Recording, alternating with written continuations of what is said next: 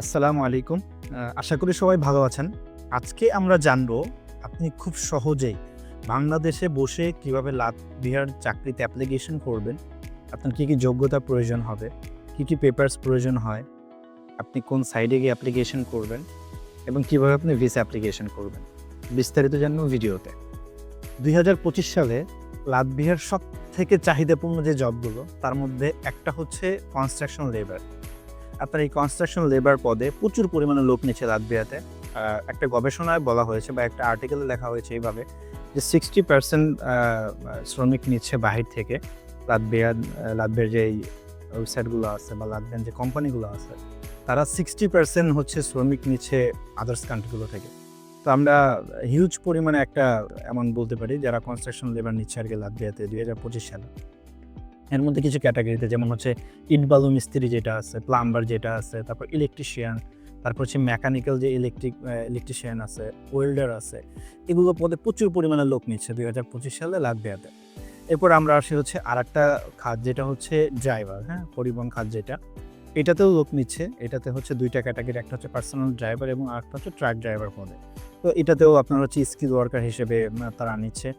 এবং আরেকটা খাত যেটা আছে এটা হচ্ছে স্বাস্থ্য খাত তাদের। এখানে নার্স, স্বাস্থ্য কর্মী এবং কেয়ার গিভার যেটা আছে, হ্যাঁ? এই পদগুলোতে লোক নিচ্ছে। আরেকটা যেটা ইম্পর্টেন্ট সেক্টর সেটা হচ্ছে হোটেল এবং রেস্টুরেন্ট। হ্যাঁ, এই হোটেল এবং রেস্টুরেন্ট যে সেক্টরটা, এই সেক্টরটাতে প্রচুর পরিমাণে লোক নিচ্ছে। তো এখানে কিছু ক্যাটাগরি যেমন শেফ, তারপর হচ্ছে ওয়েটার, তারপর হচ্ছে রিসেপশনিস্ট, হাউসকিপার, এই পদগুলোতে লোক নিচ্ছে, হ্যাঁ? আর আরেকটা যেটা আছে নন স্কিল ওয়ার্কার যেটাকে আমরা বলে থাকি সেটা হচ্ছে ধরেন পরিচ্ছন্নতা কর্মী, সিকিউরিটি গার্ড, হ্যাঁ? এই পদগুলোতে ২০২৫ সালে প্রচুর পরিমাণে লোক নিচ্ছে। আপনারা জাস্ট একটু ওয়েবসাইট ঘাটাঘাটি করলে বা লাতভিয়ান ওরা যেই সাইটগুলোতে জব সার্চ করে বা ওরা যেই সাইটগুলোতে জবের সার্কুলার দেয়, আপনি একটু কষ্ট করে যদি সার্চ করেন দেখতে পাবেন প্রচুর পরিমাণে লোক নিচ্ছে তারা।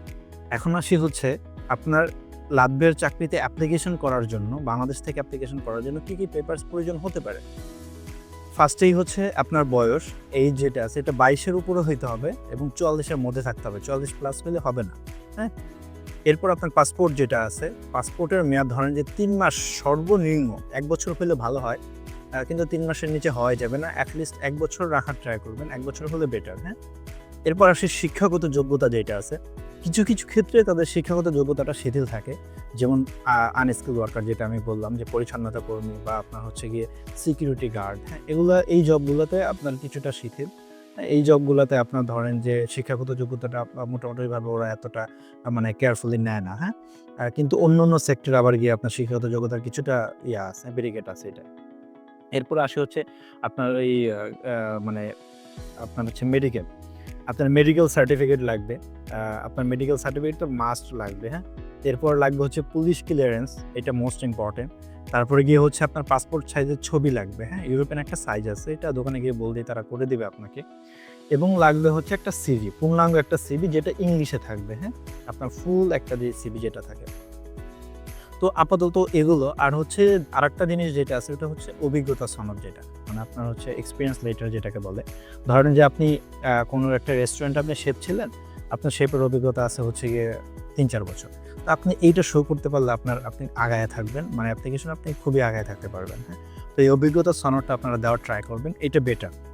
এখন আসি হচ্ছে আপনারা কিভাবে খুব সহজে চাকরিগুলো খুঁজে পাবেন। কোন ওয়েবসাইটে, কোন সাইটগুলোতে চাকরিগুলো অ্যাভেইলেবল পাওয়া যায়। তো আমরা ফার্স্টেই আসি হচ্ছে লাতভিয়ার ওদের নিজস্ব একটা ওয়েবসাইটে, সেটা হচ্ছে workinlatvia.iv, হ্যাঁ? এইটাতে আপনারা জবগুলো পাবেন। আরেকটা সাইট যদি বলি আমি cv.iv, Indeed হইতে পারে বা LinkedIn হইতে পারে। আপনি এগুলোতে হিউজ পরিমাণে জব পাবেন। এগুলোতে আপনি সার্চ দিলেই দেখতে পারবেন প্রচুর পরিমাণে লাতভিয়ার জব আছে। আপনাদের যদি ওয়েবসাইটের জব সার্চ করতে কোনো প্রবলেম হয় বা ওয়েবসাইট আপনাদের প্রয়োজন হয়, আপনারা জাস্ট কমেন্ট সেকশনে বলবেন। আমি প্রত্যেকটা ওয়েবসাইটের লিঙ্ক আপনাদেরকে দিয়ে দিব। আপনারা যেন খুব সহজে ওয়েবসাইটে গিয়ে চাকরিতে অ্যাপ্লিকেশন করতে পারেন। এখন আসি হচ্ছে সেলারি, মানে বেতনটা কেমন হয় লাতভিয়াতে? লাতভিয়াতে আনস্কিল ওয়ার্কার যারা আছে, হ্যাঁ? এদের সেলারিটা €৮০০ থেকে শুরু হয়। ৮০০ থেকে ধরেন ১২০০ সর্বোচ্চ ১৫০০ পর্যন্ত যায়। এটা আনস্কিল ওয়ার্কার যারা ধরেন যে পরিচ্ছন্নতা কর্মী, সিকিউরিটি গার্ড, এই রিলেভেন্ট যে জবগুলোতে। এগুলোর জন্য আপনার হচ্ছে সেলারিটা এরকম থাকে। আর হচ্ছে যারা স্কিলড ওয়ার্কার থাকে, স্কিল ওয়ার্কার যেমন আমি যদি ড্রাইভার বলি বা কনস্ট্রাকশন যারা আছে, হ্যাঁ? মিস্ত্রি যারা আছে, প্লাম্বার, এদের ক্ষেত্রে আপনার স্যালারিটা খুবই ভালো হয়ে থাকে। ধরেন যে ৩,০০০ পর্যন্তও যায়, মাঝে মধ্যে ৩,০০০ পর্যন্তও যায়। তো স্কিল ওয়ার্কার যারা আছে, এটা স্কিল ওয়ার্কারদের জন্য খুবই একটা প্লাস পয়েন্ট, কারণ স্যালারিটা খুবই ভালো। স্কিল ওয়ার্কারদের স্যালারিটা খুবই ভালো লাগবে এতে। এখন আসি হচ্ছে ভিসা আবেদনে, হ্যাঁ? ভিসা আবেদনে কি ফলো করতে হবে আপনাকে আর কি পেপারস প্রয়োজন হইতে পারে। তো স্বাভাবিকভাবেই যারা নরমাল ওয়ার্কার হিসেবে যাবেন, তারা হচ্ছে ডি টাইপ যে ভিসাটা হয়ে থাকে, আপনারা ওই ভিসাটা পাবেন। এটা ধরেন যে আপনাকে হচ্ছে তারা ইনভাইট করলো জবের জন্য, সেক্ষেত্রে এই ভিসাটা, হ্যাঁ?